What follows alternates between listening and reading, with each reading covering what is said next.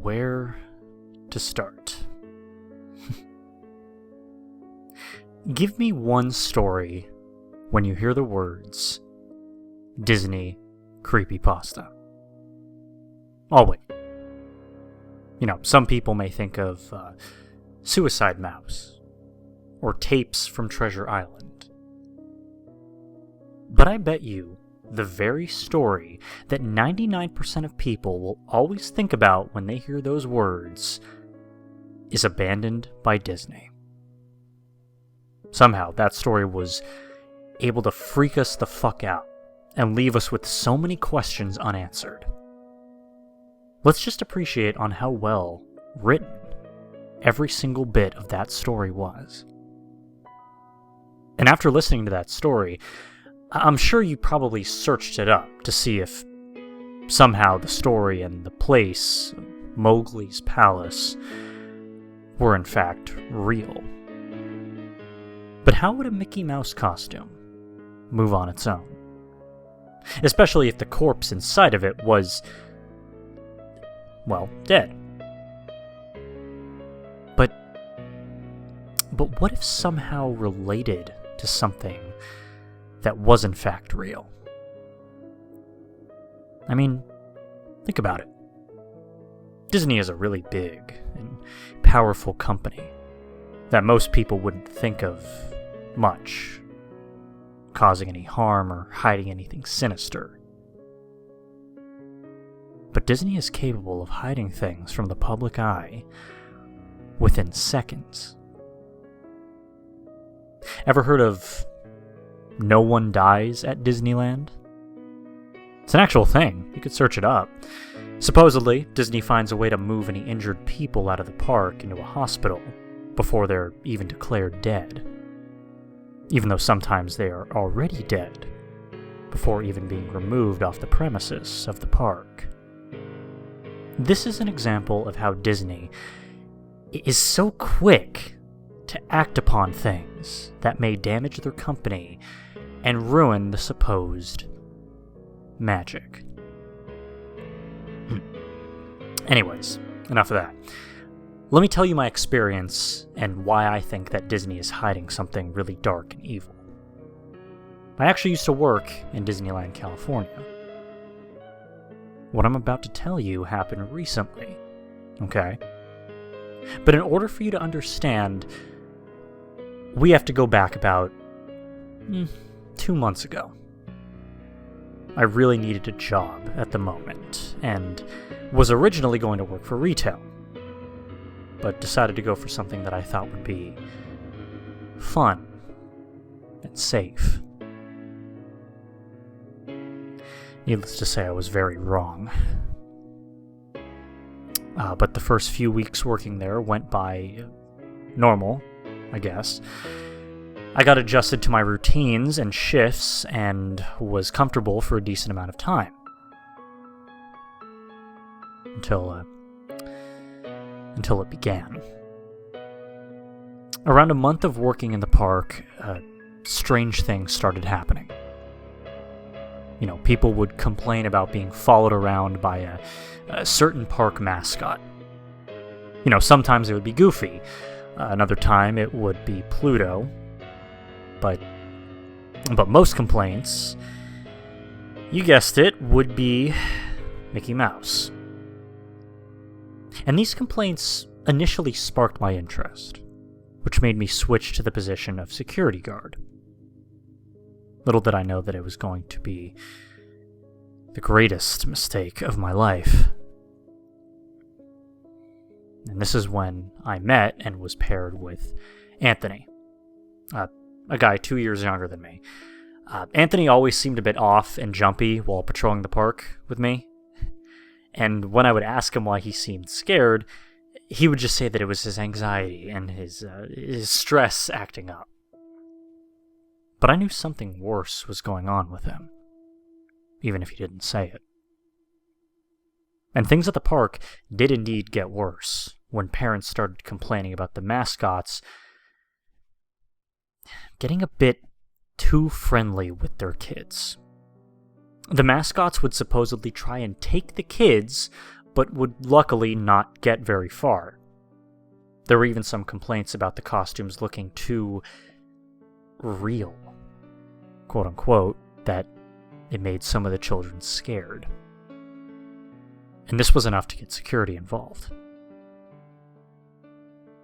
Anthony and I were in Toontown when the next incident happened. We heard a mother screaming at someone to let go of their child. We walked towards the screams and were greeted by a horrible scene. We saw Mickey pulling a child away from their mother. It sickens me to this day that everyone around them was just staring. Nobody did anything, despite this poor woman pleading for her child to be let go. Anthony and I ran towards Mickey, which is when Anthony pulled on Mickey's shoulder.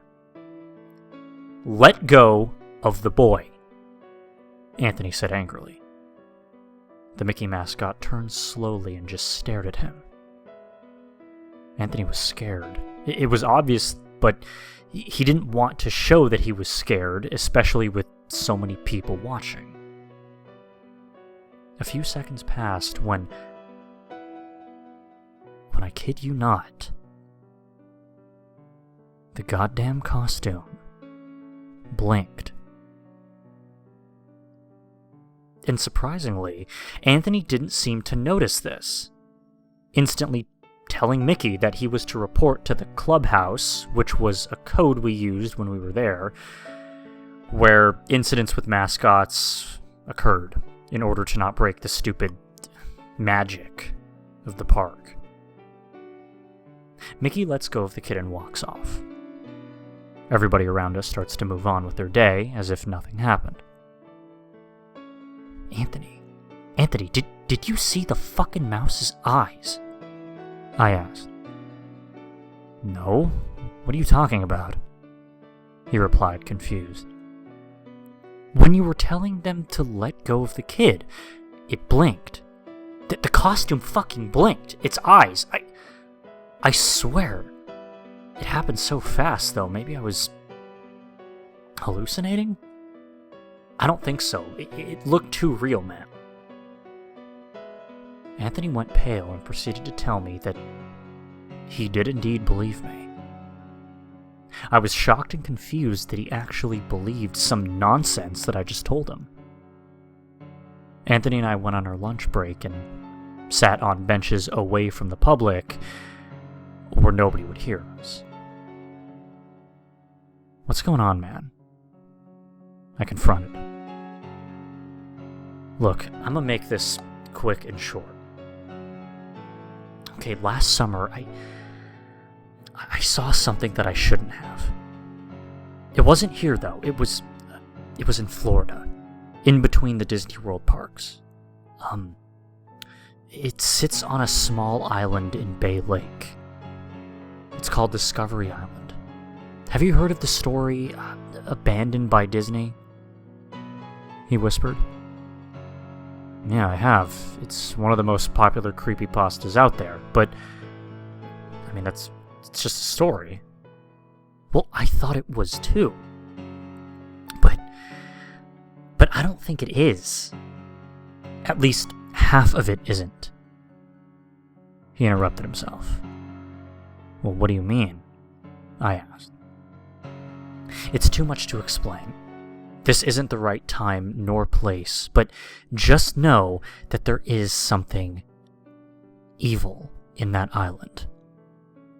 The real reason I'm even working here is to see if Disney is hiding something here in California as well. They told me that if I ever said anything, they would come after me. Me being here telling you this is enough to get me killed, dude. I was dumbfounded by this and left with so many questions. Before going home, Anthony told me something before getting in our cars. If something is to happen to me, man, I need you to go to my house. Everything is on this note. Read it when you can, and be careful.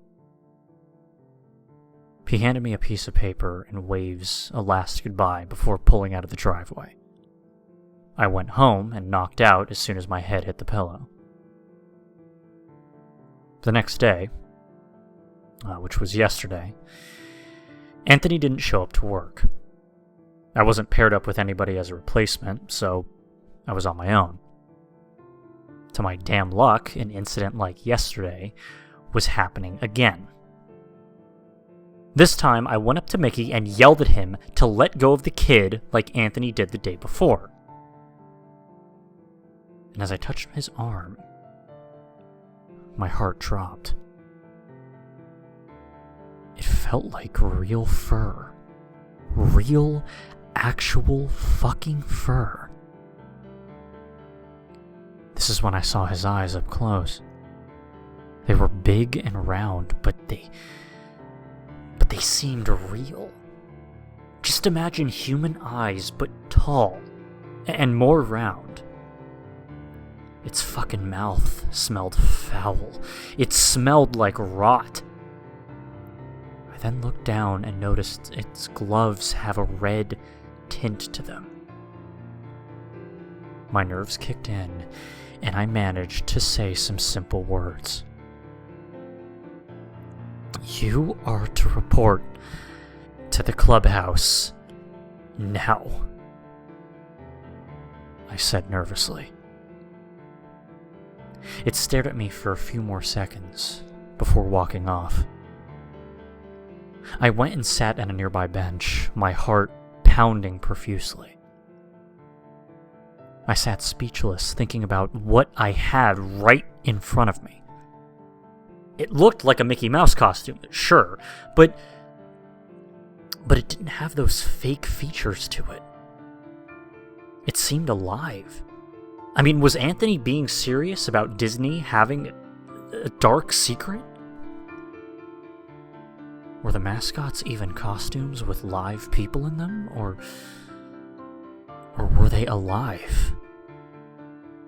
I then snapped out of my gaze and noticed that an hour had passed. I was nervous the entire rest of my day. Fortunately, nothing else happened, so it was pretty quiet and uneventful. I went home, couldn't even bother to get my eyes to shut. I didn't sleep that night. And I suppose this brings us to earlier today, July 22nd, 2019. The whole afternoon, surprisingly, things ran smoothly. I was nervous and on edge the whole day. And although Anthony didn't show up, I dismissed it as probably a family emergency. I didn't expect a really calm day to turn into a day that would taunt me forever, though. It was closing time. I was ordered to do a last patrol in Toontown to make sure no people were in any of the houses or rides. When I entered Mickey's house, I found him. If you're sensitive to gore, I really suggest that you stop reading or listening here. What I'm about to describe is horrifying. But I want to expose what Disney is capable of doing. When I entered the kitchen area of Mickey's house, a foul odor hit my nostrils. It was dark as hell, but I didn't have time to look for a switch. I wanted out. I turned on my phone flashlight. I was standing in front of the fridge and opened it. Inside the fridge prop was a bag. From a distance, it seemed like it was probably a decoration bag of fruits. I instantly looked around for a switch in the dark, eventually finding it and flipping it on. The whole room was covered in blood. Everything. Limbs hanging all over the counters. Fingers nailed onto the kitchen walls. And to my horror, in between the room, sat Anthony's sliced up body. Half his fingers missing, his legs missing, blood spewing everywhere around his laying corpse. That's when it hit me. The bag in the fridge, it was Anthony's head. I held back my tears and puke, looking at what remained of my friend, wondering what kind of sick fucking monster would do something like this. That's when from a corner of the room, with my peripheral vision, I see the half of a huge round ear and a tall round white eye peeking from a corner of the house. This instantly triggers my fight or flight mode, and I bolt out of the park. I didn't report shit, nor call the police or my boss. I got home a few hours ago. I'm not sure what to think of this. I don't know what to do. I'm just sitting on my bed typing this out. Random phone numbers have dialed me, but I don't know what to make of it. I feel like I'm being watched, and I think I see silhouettes outside my window. Oh shit, I just remembered the note Anthony gave me a few nights ago. I'm gonna read it and put what it says below. Let's see. Here we go.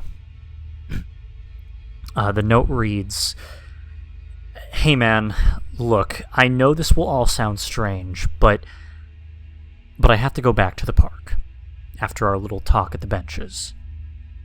I told you everything, and I know that they know I did. Nothing slides past them. I have to go back to find out more. And if something terrible happens to me, just promise me this.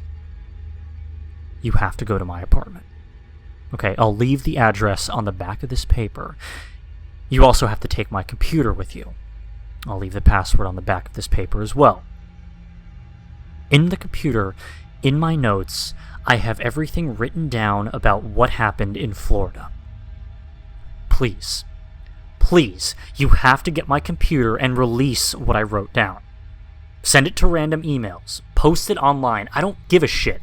Just get it out there. Expose the fuck out of these fuckers. Please, you're the only one that gained my trust since I've known you. The reason I told you what I told you was because I couldn't hold it in anymore. I had to tell someone else. And I'm sorry if all this puts you in grave danger, but I beg you, man. You must put it out there. Thank you for being such a great friend. Thanks for everything. Goodbye. And good luck. I'm beyond words. I don't know what to say.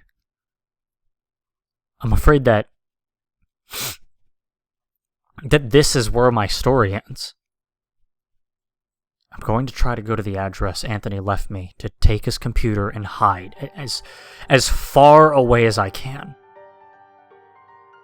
I don't know if you'll ever hear from me again. I mean, they will come after me. If Anthony's story never sees the light of day, it is safe to say that I didn't make it. If it does, I probably got lucky and hopefully am still alive. If I don't update this entry, assume that the worst has happened to me.